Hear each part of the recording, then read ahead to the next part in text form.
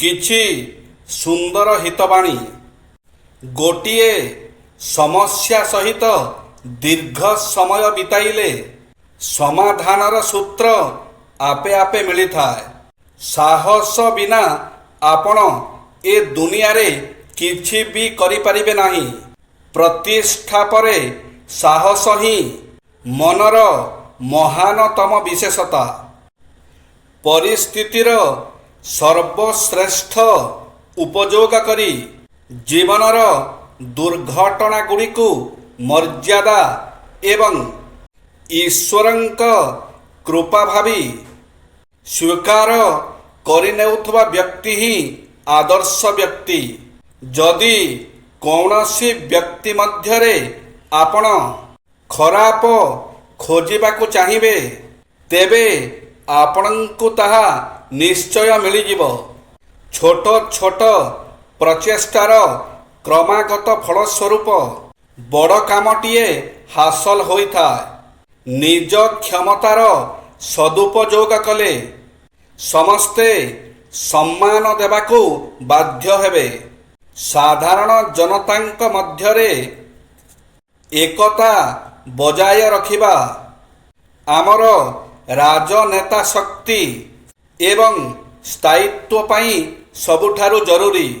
ସ୍ୱାଧୀନତାର ରକ୍ଷା କେବଳ ସୈନ୍ୟମାନଙ୍କ ଦ୍ୱାରା ସମ୍ଭବ ନୁହେଁ। ଏଥିପାଇଁ ସମଗ୍ର ଦେଶକୁ ସଚେତନ ହେବାକୁ ପଡ଼ିବ। ଅସତ୍ୟ ଏବଂ ମିଥ୍ୟାର ପୃଷ୍ଠଭୂମି ଉପରେ କେବେ ହେଲେ ଲୋକତତ୍ତ୍ୱ ଅଥବା ସ୍ୱରାଜ ହାସଲ ହେବ ନାହିଁ। ଜୀବନ ଏକ ମେଳା ନୁହେଁ, ଏହାକୁ ବ୍ୟବହାର କରିବା ଉଚିତ। ଜୀବନର ଚଲାପଥରେ କୌଣସି କାମ ଅସମ୍ଭବ ନୁହେଁ। ବାସ୍ ଟିକିଏ ଦୃଢ଼ ହୋଇ ଆଗକୁ ମାଡ଼ି ଚାଲନ୍ତୁ, ସବୁକିଛି ଠିକ୍ ହୋଇଯିବ। ଯେଉଁମାନେ ଆଧୁନିକ ସହରର ଅସ୍ଥିରତାରୁ ନିଜକୁ ଶାନ୍ତ ରଖନ୍ତି, ସେମାନଙ୍କର ସ୍ନାୟୁଗତ ରୋଗ ହୁଏ ନାହିଁ। ପାଣି ଟୋପା ସଦାବେଳେ ପଡ଼ୁଥିବା ଭଳି ଚିନ୍ତା ସବୁ ସମୟରେ ମସ୍ତିଷ୍କକୁ ଖାଇ ଖାଇ ଶେଷରେ ତାହାକୁ ପାଗଳ କରିଦିଏ କିମ୍ବା ଆତ୍ମହତ୍ୟା ପ୍ରବୃତ୍ତି ଜନ୍ମାଏ।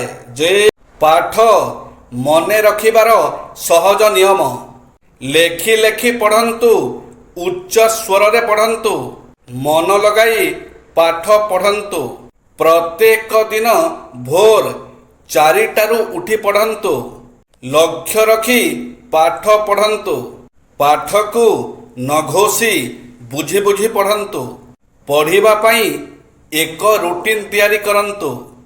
ପ୍ରତିଦିନ 7ରୁ 8 ଘଣ୍ଟା ଶୁଅନ୍ତୁ। ପ୍ରତିଦିନ ଯୋଗ, ଧ୍ୟାନ, ପ୍ରାର୍ଥନା କରନ୍ତୁ।